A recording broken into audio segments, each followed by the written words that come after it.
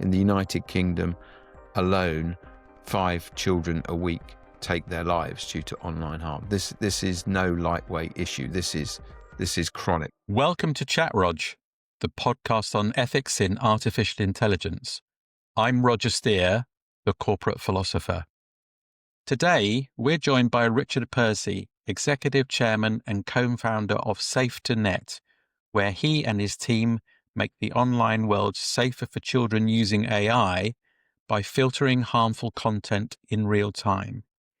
He is also an advisory board member of the AI for Safer Children initiative, implemented in partnership with the United Nations Interregional Crime and Justice Research Institute through its Center for Artificial Intelligence and Robotics and the Ministry of the Interior of the United Arab Emirates. He is a main board director for the International Center for Missing and Exploited Children and co-founder and director of the Online Safety Technology Industry Association. Richard, welcome to CHATROG. Thank you very much. It's an honor to be here. Well, it's an honor for us to have you. What an impressive CV you have. And we can't wait to hear more about your work. Thank you. Yeah, it's a passion. I can tell. So let's dive in. What prompted you to found SafeToNet? Well, goodness me. So you can tell I'm older than Father Christmas. I've been around the block a bit, and I've started and sold 4 tech companies, sort of did okay-ish, became a private investor, was asked to invest in a social network. This is about 14 years ago this happened. And look at me. I mean, what do I know about social networks? But I'm a father of 4, and I can tell when my kids are up to something. And I ask them, what are you doing on their phone? And they scratch their nose and fiddle with their ear and all that sort of thing. So I started doing my due diligence on this social network, and I thought, wow, this business is going to fly. And it has gone on to do rather well. And I got to know the founder quite well, really energetic guy, absolutely driven. Did my research and loved it. But the only thing I didn't love was I saw this harmful content on the network. Oh, you want to get rid of that. Now, to my shame, Roger, my initial reaction was you need to be careful with that because that will damage your reputation. I didn't think you need to be careful of that because that's going to hurt your users. I was looking at this purely from a financial perspective. Anyway, I offered him all the money that he wanted on better terms. And the only small little proviso, tiny little thing was just remove that harmful content. And he said no. He said no to my investment. Well, that doesn't make sense. That doesn't, what? What? You don't, It didn't make sense. And of course, you've already guessed it. He didn't want to remove the harmful content because, of course, giving users the freedom to say what they want, hear what they want, do what they want is what has driven so much of the expansion of social networking and social media over the years. And when that penny finally dropped, I just couldn't believe it. So I went looking at Facebook, wasn't called Meta then. Snapchat had just started. And of course, I could see it. It was everywhere. And I just became incandescent with rage because I thought I was a cool dad giving my kids a brand new state-of-the-art iPhone every year. It was more about me than them. But what I was doing was opening up the door to horrific harm. And so I dug into it. I have a sort of amateurish background in behavioral science and why do people do what they do, and started to sketch out what tech might look like to solve this problem, because the landscape of cyber safety technology, which is the industry we tend to regard ourselves in, cyber safety, albeit really we're in the industry of keeping children safe. But the landscape was parental controls, and most people know what parental controls are, and essentially you can bottle it down to blocking explicit websites. Now that was how the technology was 13 years ago, parental controls, blocking harmful websites, and nothing really other than maybe what I'm going to talk about and a few other brilliant companies in our space. Nothing has really changed. except children don't experience the harm. They don't confront harm. On websites, it finds them and they find it in chat rooms, end-to-end encrypted messaging apps that nobody listening to this has ever heard of. The Udemy app that's just appeared overnight by a new developer, or on social media. And so basically I sketched out how this technology might look, and off we went. So let's get straight into the tech. How does SafeToNet's AI identify harm in real time? Yeah, and so firstly, you've emphasized real time. That is crucial. If anybody is to safeguard anybody, it has to be preventative. You can't unsee. And so the riddle for us was, how could we develop technology that was accurate, efficient, very fast, such that we can prevent the harm in the first place? And so after 13 and a half years of, you name it, we've tried it, we've developed it, we started honing in on the lowest common denominator of harm, which is the device itself. Because playing the game of whack-a-mole is never going to work. So maybe we could keep kids safe on Meta's platforms, but another platform would appear elsewhere. So essentially, we started to focus our attentions on the operating system of the smart device itself. Now, once you're in the operating system, you're effectively governing how that device works. And that's really crucial, where we focus on real-time and preventative technology.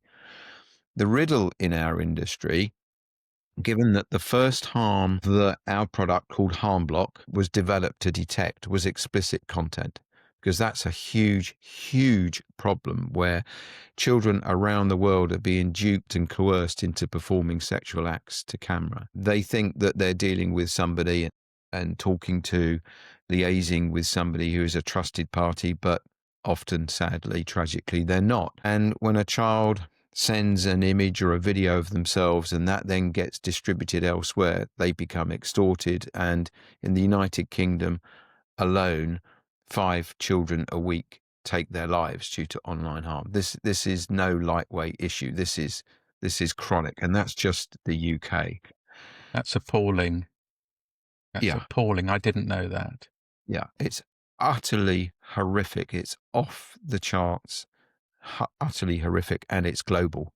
UNICEF will tell you that there's 750 million children around the world online at any given moment at time, and they're all at risk because they're all naive, they're easy to trick, they're easy to dupe. So sexual extortion, sexual corruption, and so on, it's destroying the planet. And I'm using those words very deliberately because it absolutely is. When you realize that a 7-year-old is coming across hardcore porn, they're not looking for it, it's finding them. A 7-year-old on mum and dad's tablet, it's finding them. What chance have they ever got of growing up to have a mature, balanced, loving relationship? The answer, as far as I'm concerned, is zero. No chance.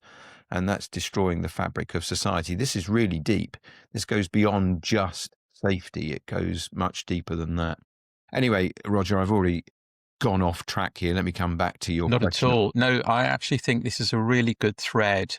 And what's going through my mind at the moment is, what the hell are governments doing about this?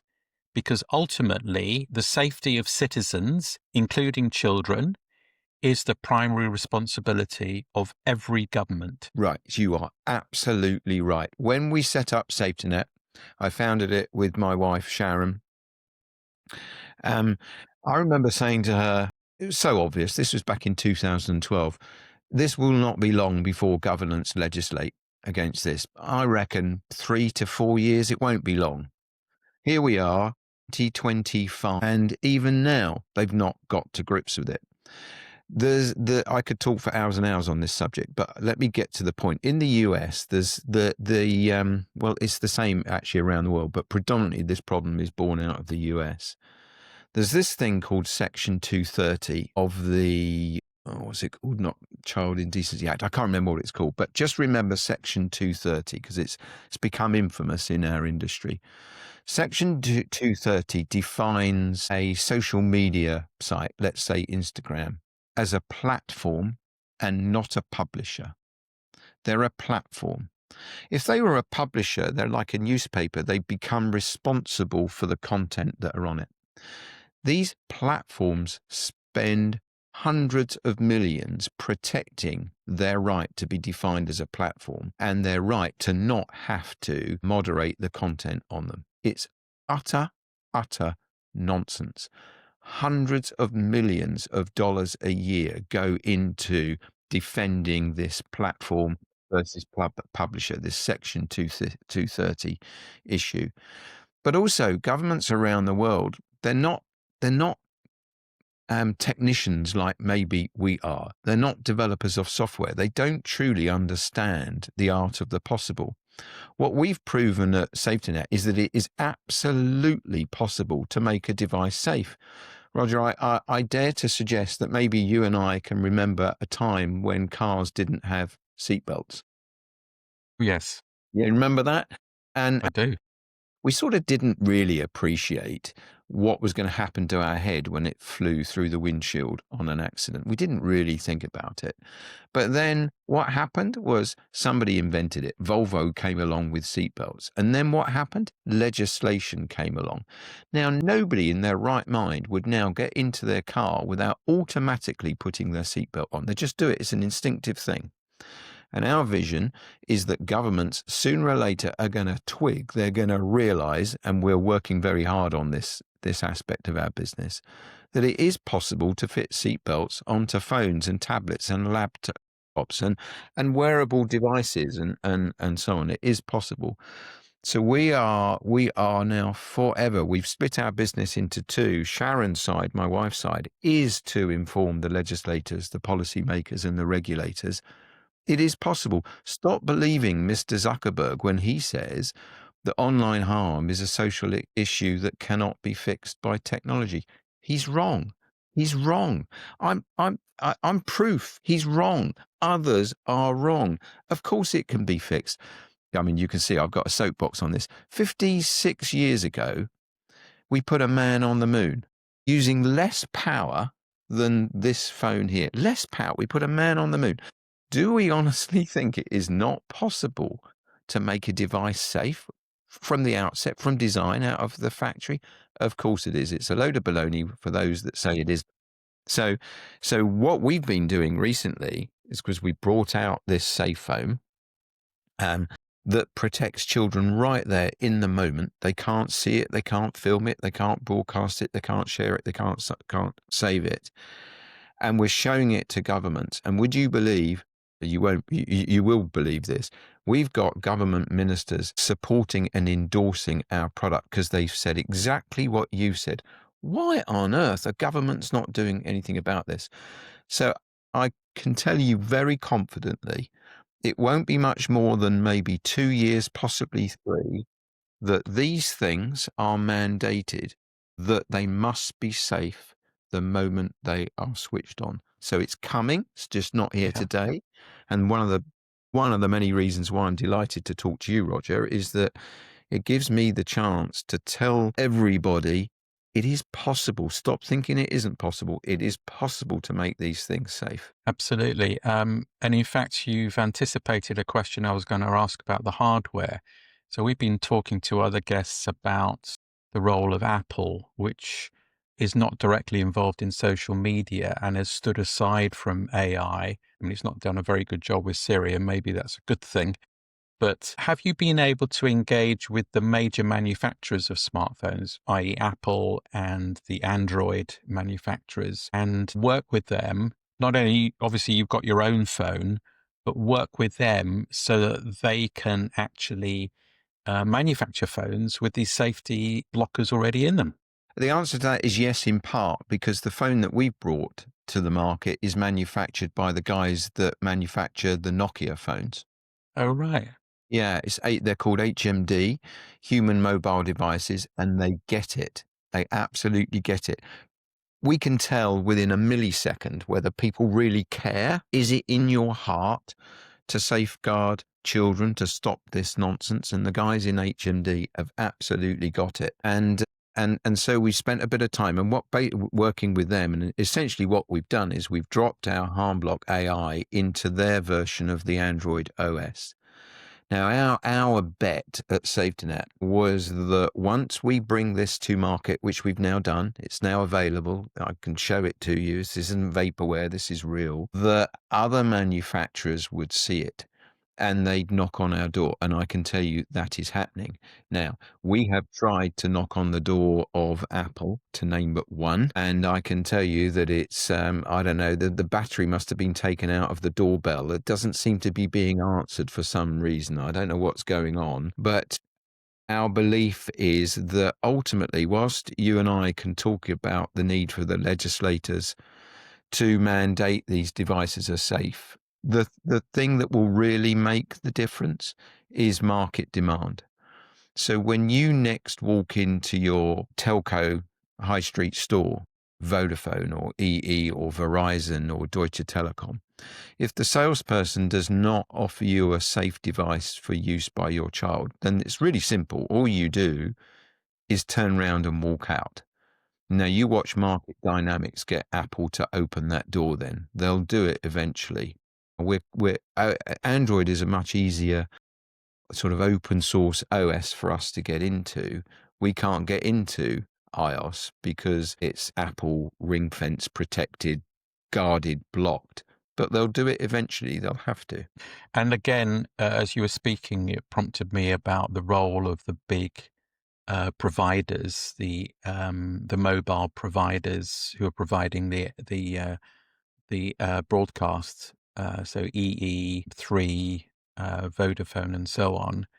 How much success have you had in engaging with them? Because ultimately, kids don't have the money to go out and buy a phone on their own. Their parents have to do it, and their parents have to buy it either directly from a manufacturer like Apple or through a third party like EE.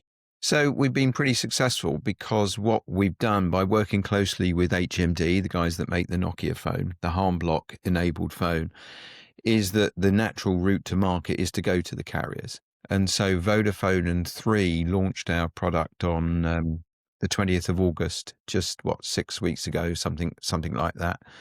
Here in the UK, we're also launched now in Australia. We have a telco that is going to launch us in Germany. All roads for us, to the point about Apple and so on, ultimately lead to the United States. And so we'll be bringing the phone out into the US, initially directly to the consumer, but then via a carrier. So we're learning all about getting the awareness out there that the market needs to know it's possible. Bit by bit, the telcos are beginning to stack on top of each other. And ultimately, then hopefully we'll get this wave of demand. And Roger, I mean this absolutely honestly when I say it. It doesn't matter to me whether it's SafeToNet's technology that is adopted by the manufacturers and by the telcos. It doesn't matter to me because I've seen the worst things a human can see. I've had to speak to parents that have lost their children to suicide around the world and so on. This needs to happen. This nonsense needs to end. I'm confident now that we've proven the art of the possible. We've shown parents want it. We've got kids now using this at a high degree, and we would like to say with a degree of humility, Roger, we are changing their lives for the good. I believe it. I just want to go back a little bit more just to cover and get some more understanding of the tech behind your work. So a couple of questions here. How do you validate emotional state detection algorithms? And connected to that, how do you avoid false positives harming trust? A couple of technical questions, but yeah, they're two great questions. Okay, so the question about the emotion, what we're doing for this first version of HarmBlock. Now, our product's called HarmBlock, and it's so called because, if you like, that's a collective noun for a product that filters multiple harms. The first harm, and in our view, initially by far the most important, is explicit content, is the seeing and filming and sharing of explicit content. But it's interesting you asked this question about false positives and so on. The crucial element of harm block is that it can discern between adult sexual content and child sexual content. Now, Wow. you know about the world of AI. So your AI is ultimately only as good as how you've trained it in terms of the machine learning element of AI. And another riddle in our industry, well, how do you train your AI to detect child sexual content when that's illegal in the first place, and rightly so?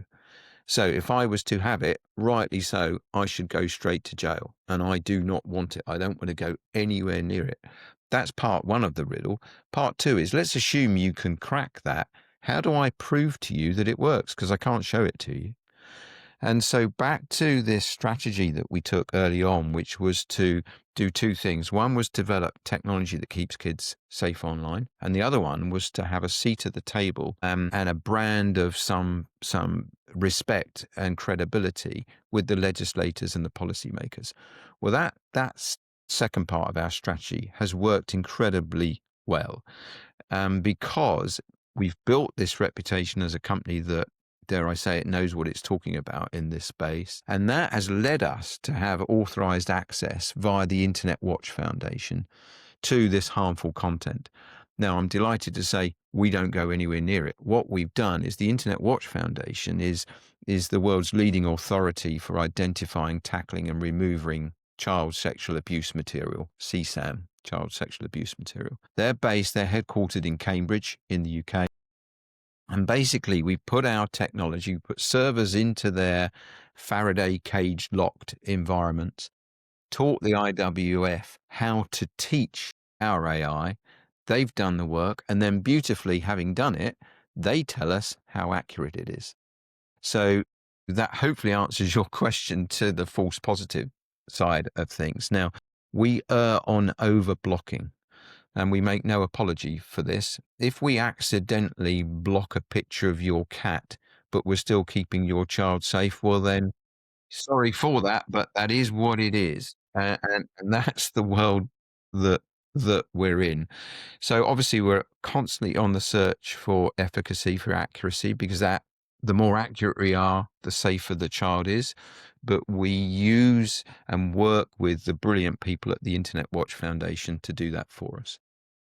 Fantastic. Moving into some questions of trade-offs, if we may. So how do you balance safety versus privacy rights? Is that an issue for you?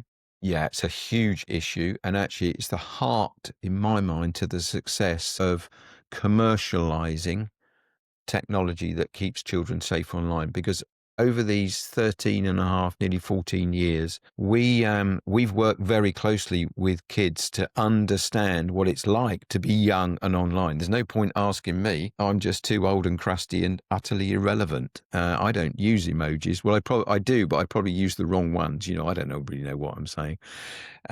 So to really understand this landscape, you've got to understand what it's like to be young online. So early on, we created what we call the Youth Advisory Board, and we appointed a young CEO. So I'm the old relic of a CEO, and we appointed a 14-year-old, and or she was 14 then. She was brutal. There was no holding back. You're doing this wrong. You're doing that wrong. You mustn't do this. You mustn't do that. And then what we do is we bring in a number of youngsters. We bribe them with Nando's and McDonald's and pizzas and stuff like that. And we say, what do we need to do and how do we need to do it? And over the years, there's been one consistent, and it's really interesting. Kids want to be safe online. They want to. They don't understand why the tech doesn't do it automatically, but they do want to be safe online. However, they do not want mum or dad to snoop or spy or pry. Privacy is crucial. And so from really the early days, we designed all of our tech with privacy in mind. And so what HarmBlock does is that it runs on the device. There's no cloud connection. Our AI is so efficient and so fast that it runs on the device without disturbing the user's experience of that device, which is crucial to successfully commercializing a product like this, because You can build the best safeguarding software in the world, but if it destroys the user experience, they'll dump it. They'll get rid of it. It doesn't matter the fact that they're no longer safe, they'll get rid of it. But by installing and embedding into the OS and it not being connected to the cloud, what that means is inherently privacy centric. Harmblock does not know, nor does it want to know, who its user is. So it doesn't collect any information. No data enters it and no data leaves it. It doesn't know. It just says, your head's not going to fly through the windshield. I'm not going to let you record it. I'm not going to let you see it. It doesn't know who the user is. And of course, over our 13, 14 years, with the introduction of GDPR and more absolutely appropriate rights to privacy, this software actually now plays beautifully into that driving an increasing demand for privacy. So we don't know who the user is. It's as simple as that. And therefore, presumably, the system can't alert a child's parent that they're trying to search for something dangerous. That's a great question because the one thing we get asked the most by parents is, do we know, can you tell us when our child is looking at it? And we say, no, we won't. But actually, when you think about it, what actually happens we are nudging the child's behavioral pattern. When they realize they can't see it and they can't film it and they can't share it and so on, it doesn't take them long before they stop. Therefore, the problem has been fixed. And it's as simple as that. So, mum and dad, sorry, we're not going to let you know. We can't let you know anyhow. Because imagine this. So out in the States, there's a product that does something similar, but essentially, in our view, is horrifically flawed because when a child films something, it sends the film to the parent. Well, what has just happened? They've just broken the law. They've just transmitted child sexual material. You're not allowed to do that. But anyway, come on, that shouldn't. In my opinion, who am I? Children deserve respect. They've got to be given the rights. When I was young, my mum and dad would let me go out and climb trees, and I soon learned that don't tread on the weak branches because you'll fall out and it will hurt yourself. So I was taught to graze my knee and therefore know not what to do. And I think that's part of our job at SafeToNet, is to help guide the child. Oh, that's so interesting because you raised the issue here of moral agency and the whole concept of age of consent in all sorts of things. And certainly in certain Scandinavian countries, there are two opposite forces taking place. So we're aware that in some countries, this whole, you need to be able to learn to fall over and hurt yourself and pick yourself up because you'll be less likely to repeat the behavior. And at the same time, I think we just saw in Denmark, they're trying to ban social media for any child 14 or under, any social media. So there are two different things going on here, but as an ethicist, it does raise the question of moral agency and when should we trust children to make the right decisions. And the research is showing that actually younger children are even better at that than some adults. Any thoughts on that in your experience? I do. The problem with this concept, and it's happening in Australia where they're banning social media for 16-year-olds and younger, we get it. But it goes to the root of, well, why are you banning it in the first place? What are the problems, or what is the problem that you're trying to prevent? And so what we've been talking about in this discussion is harm. We're removing the harm. But of course, one of the other reasons why governments are talking about banning social media and are actively banning it is because of the addictive nature of these devices and the fact that they're changing the social behavioral patterns of children just by the fact that they're constantly looking at the phone. And we've all been in a restaurant where there's a family sitting around at a table and every one of them's looking at a phone. They're no longer talking to each other. And so that element of it, as far as I'm concerned, I'm a supporter of banning phones. I spoke at a school. It was in Oxfordshire, not that long ago. Well, a little while ago now. It was about 1,200 boys, and the head told me that over 50% of the boys can't hold somebody's gaze. Their heads are down like this. because of this addiction to devices. And there's this wonderful statistic, and I don't know whether this has ever been proven, but I think it's good enough to say it, that the average 12-year-old scrolls further each day than they walk, right? So that goes to why do we want to ban these devices? I think there's good reason to ban them because of that alone, that sedentary behavior, this addiction to what they're seeing online. But what we've done at SafeToNet is we've taken a different approach, because fundamentally the genie's out of the bottle now.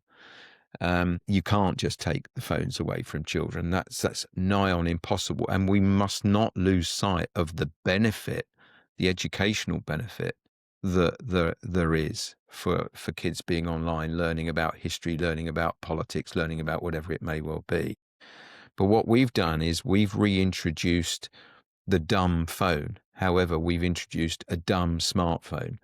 So it's called the HMD Fuse with Harm Block on it. This phone, when you first switch it on, it's a dumb phone. It basically allows you to do, heaven forbid, just think about this, it allows you to use it to make a phone call. Hey! So actually, it's titled correctly. It's not a misnomer to call it a phone. The fundamental thing is that when you put one of these things in a child's hand, it isn't a phone. Stop calling it a phone.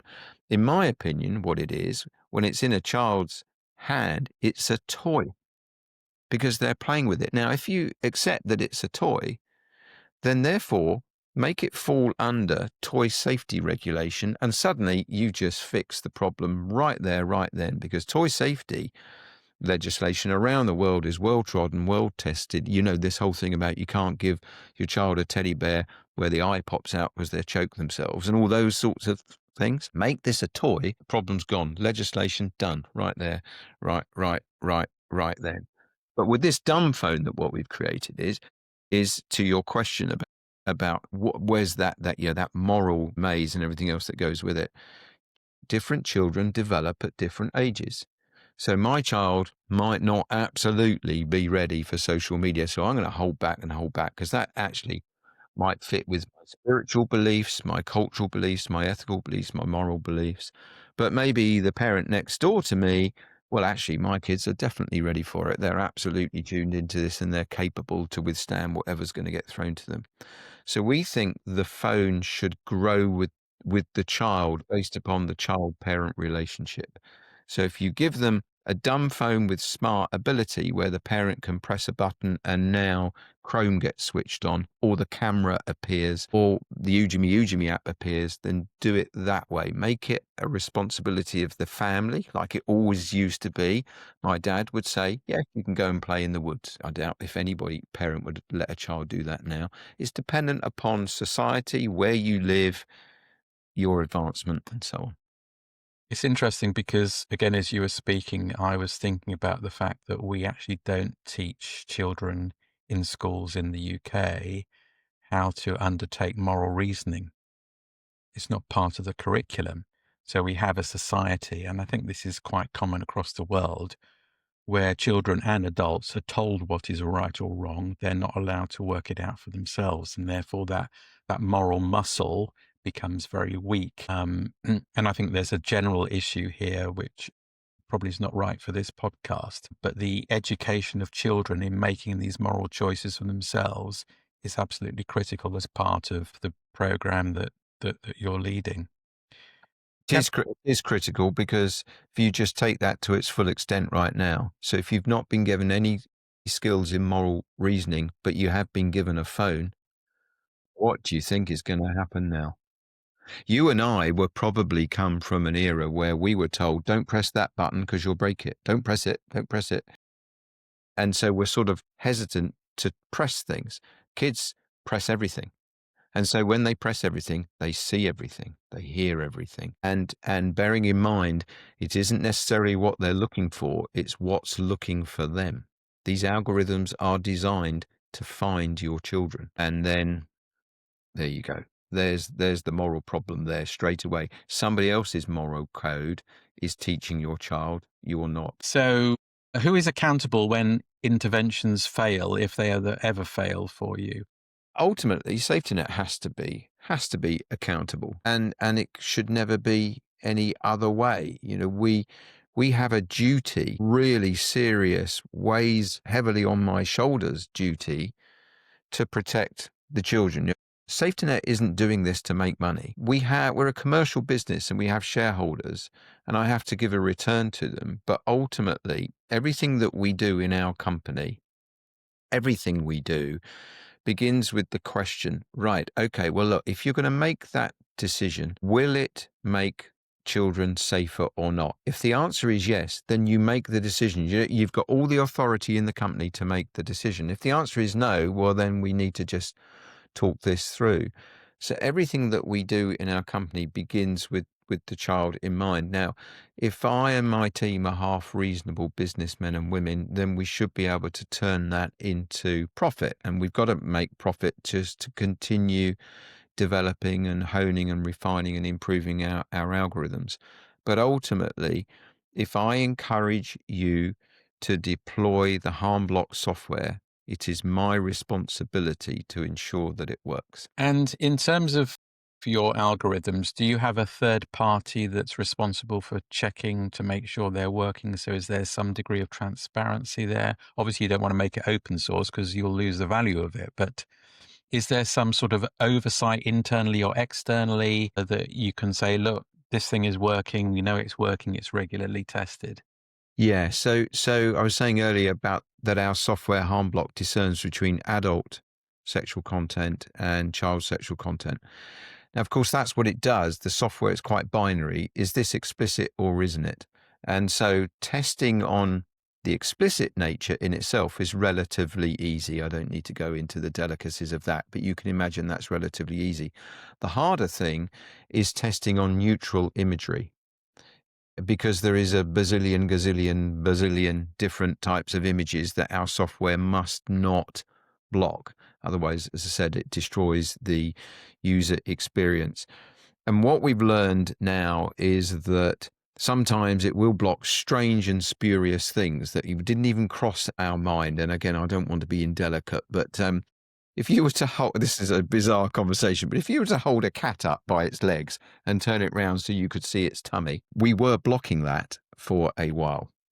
So now, how do you think you teach your AI to not block an inverted cat? Didn't even know there was such a thing. So what we did is we've developed our own Gen AI systems. So we can generate images of an inverted cat and then feed them back into the ML to stop that we block it.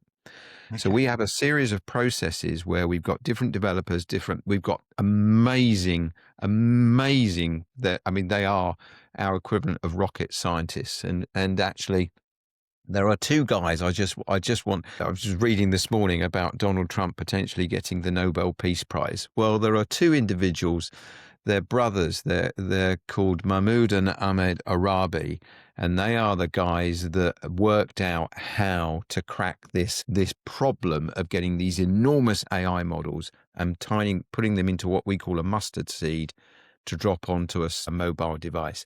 These guys invented it. They deserve all the credit in the world. Nobel Peace Prize, everything. Mahmoud and Ahmed, absolutely beautiful people. Classical tech people, a bit socially inept. They only come out at night, but they are absolutely brilliant. Now, they will do with their team, they do the core research work where it relates to trying different techniques to improve efficacy of our AI. But then we'll have a totally independent group where there's effectively a Chinese wall where they will go off and independently assess efficacy, but also bias and so on. And then I think I told you that we then use the Internet Watch Foundation, who independently validate. But the greatest form of validation of the accuracy of our technology are the children that are using it. And they are brutally honest about where we get it right and where we get it wrong. A quick question about tech-savvy children. They're often far more tech-savvy than their parents. Are they able to jailbreak your devices because they're so tech-savvy? They are so tech savvy. So that is one of the core reasons why we've embedded harm block into the operating system, because you can't delete it. You can't circumvent it. You can't avoid it. I'm sorry, tough. It just works. It's the government of the device.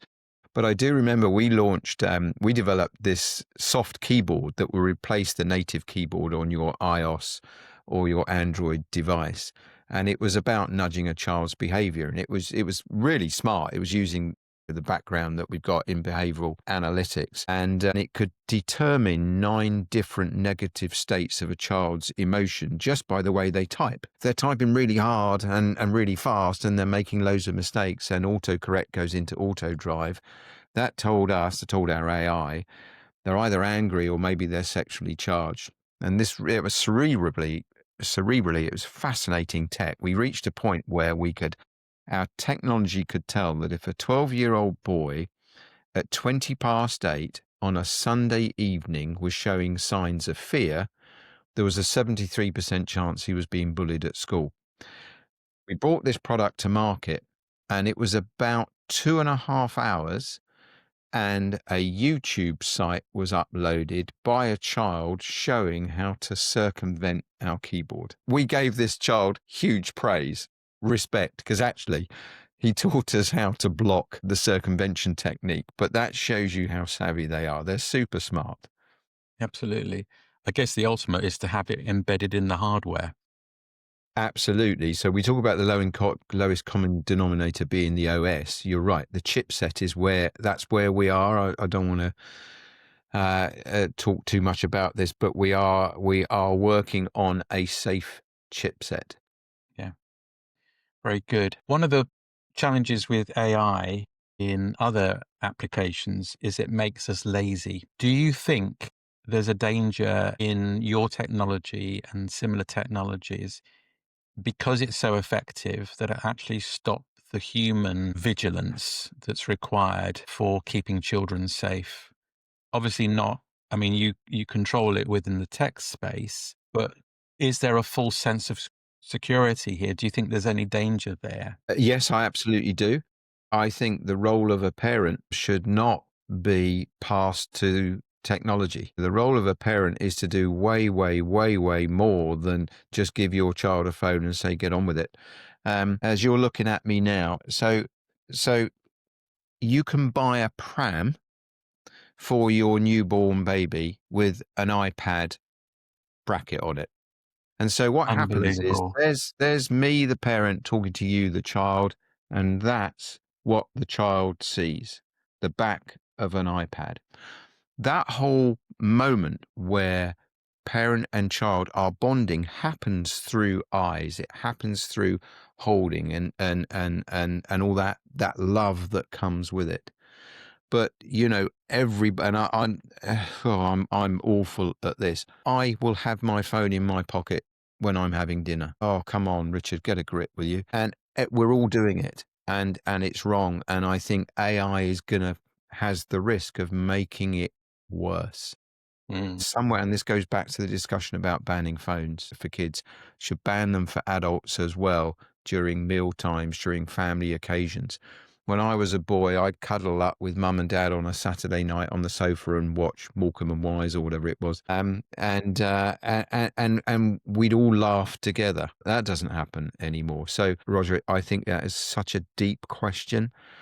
Technology is brilliant, absolutely, but it's destroying family values, in my opinion. Let's look to the future and vision and your vision for the future. What other developments excite you in child safety tech, first of all? So I think, first of all, because we've proven the art of the possible, I don't think it will be long before manufacturers of smart devices, by standard, implement safety by design measures. Don't retrofit it. Start with the seatbelt and build the car chassis around it. I think that is going to naturally happen. As parents become aghast and angry when they realize it was possible after all to make these devices safe, they're going to demand it and demand it and demand it.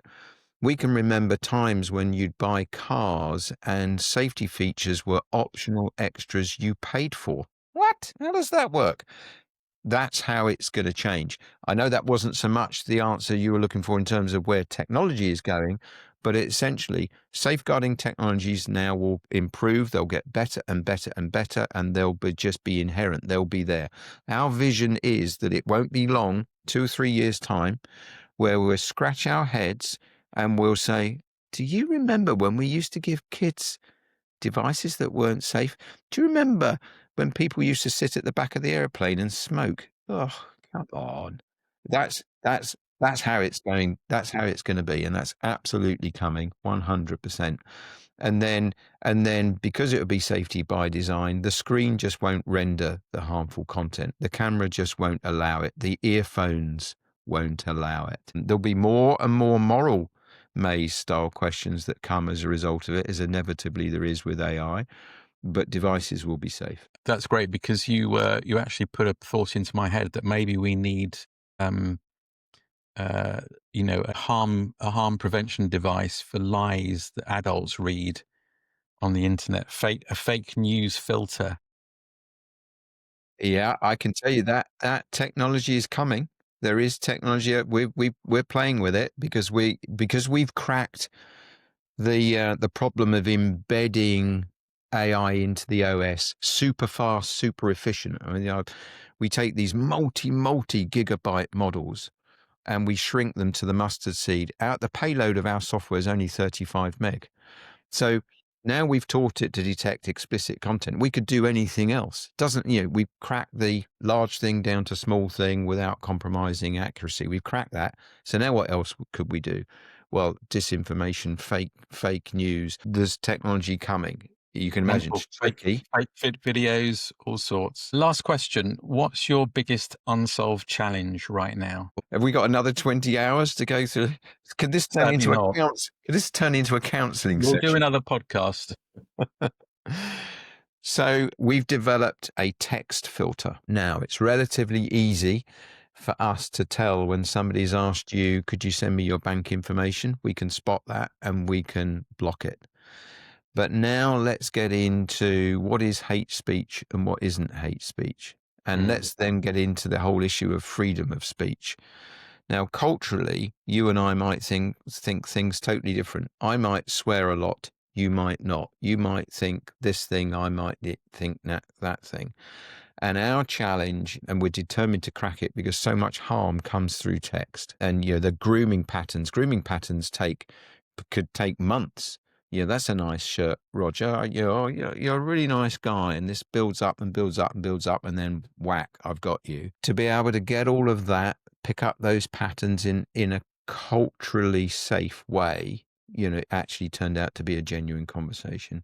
We're challenged with that. We've got to find different ways to tackle the problem because at the moment we can filter text, but we could get too many false positives with it. Richard, this has been amazing. Thank you so much for joining us for this episode of CHATROG and for sharing your fascinating perspectives on this crucial area, which is going to shape the lives of so many children for good. The key takeaways and fun takeaways for me in what you've said are, first of all, the average 12-year-old scrolls further each day than they walk. Thought that was wonderful.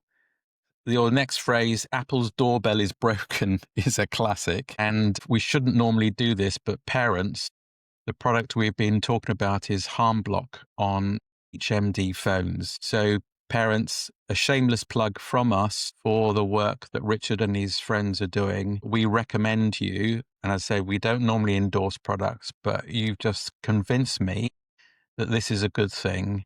And thank you again, Richard, for joining us. Oh, it's a pleasure. Thank you for giving me the chance to tell the story and let people know it is possible to keep your children safe. Thank you. That was Richard Pursey, co-founder of SafeToNet, giving us insights into making AI digital and social media safer for our children and grandchildren. If you enjoyed this conversation, please like, subscribe, and leave us a 5-star rating. It really helps others discover the show. I'm Roger Steer. Join us next time on ChatRog, where we look not just at what artificial intelligence is doing, but what it should be doing and how we should be using it.